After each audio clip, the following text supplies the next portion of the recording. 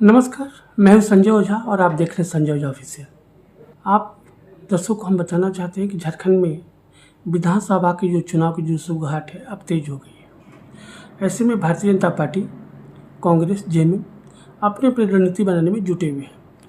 लेकिन 100% का सवाल निकल के आता है कि इस बार के विधानसभा चुनाव में वो कौन से बड़े मुद्दे होंगे जिसको लेकर जो पार्टियां हैं वो आम आदमी के बीच में आएंगी।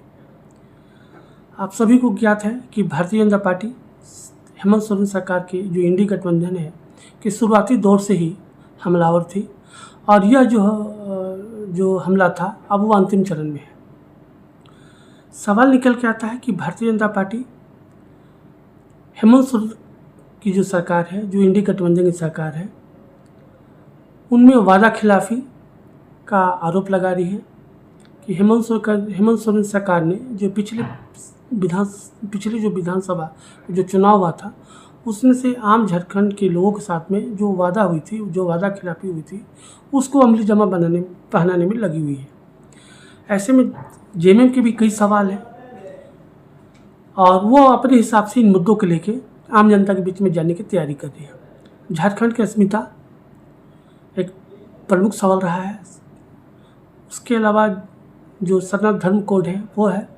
साथ में झारखंड सरकार के द्वारा जो योजनाएं महिलाओं के पक्ष में, विद्यार्थियों के पक्ष में, युवाओं के पक्ष में, जो वृद्धा पेंशन है, तमाम जो चीज़ें योजनाएं हैं उनको लेके प्रदेश की आम जनता के बीच में जाने की बातें आ रही हैं। सवाल निकल के आता है कि कल आप सब ने देखा कि भारतीय जनता पार्टी ने कल अपनी जो शक्ति का प्रदर्शन किया और अपने कार्यकर्ताओं के बीच में उत्साह भरने का काम किया है। कल शक्ति प्रदर्शन था और साथ में एकरूपता भी थी। तमाम जो बड़े चेहरे थे भारतीय जनता पार्टी के वह एक मंच पे थे, एक साथ थे।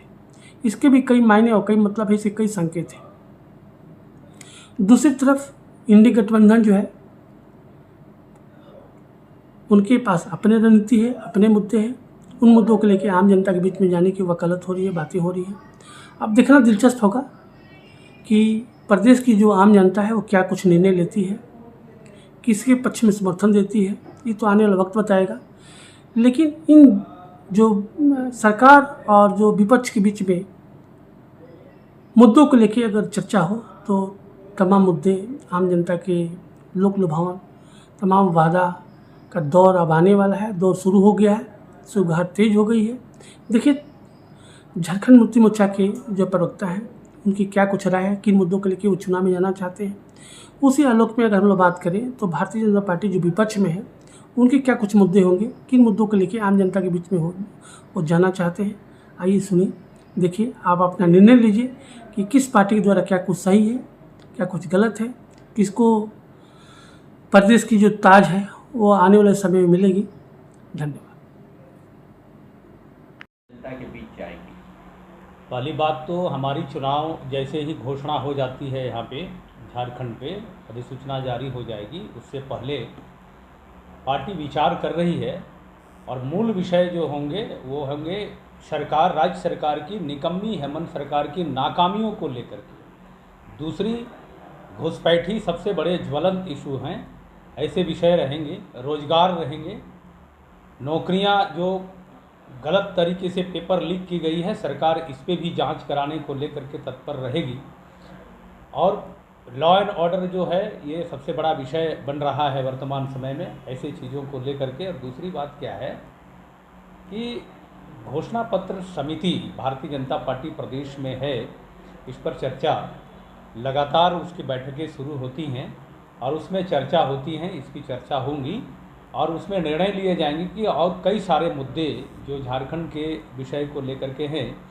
साथ ही साथ बजट बनाने के समय जिस तरीके से हम जनता के बीच जा कर के उनका राय लेते थे, उसी तरह से इस बार भी क्या विषय होंगे, चुनाव में महत्वपूर्ण विषय क्या होंगे, इससे लेकर के भारतीय जनता पार्टी जनता के बीच में जा कर के उससे राय लेगी और उनके मुताबिक ही घोषणा पत्र समिति में उन बातों को रखी जाएगी, निर्णय ली जाएगी।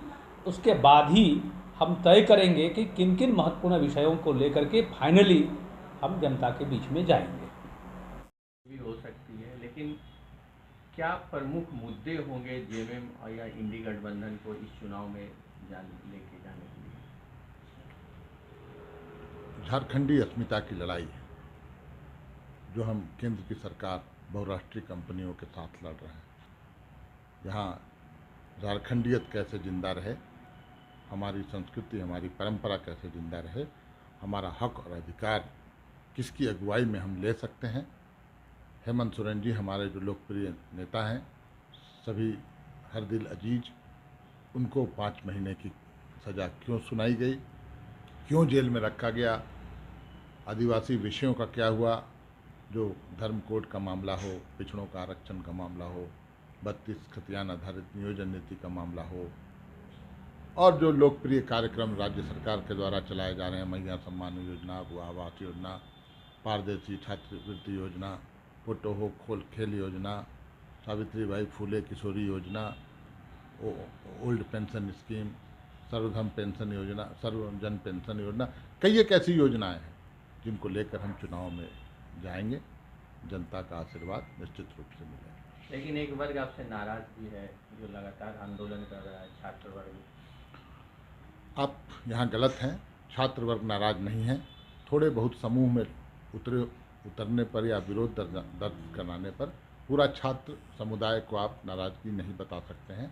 आज जो रोजगार मिल रहा है, जो नौकरियां मिल रही हैं, वो छात्रों को ही मिल रही हैं, युवाओं को ही मिल रही हैं।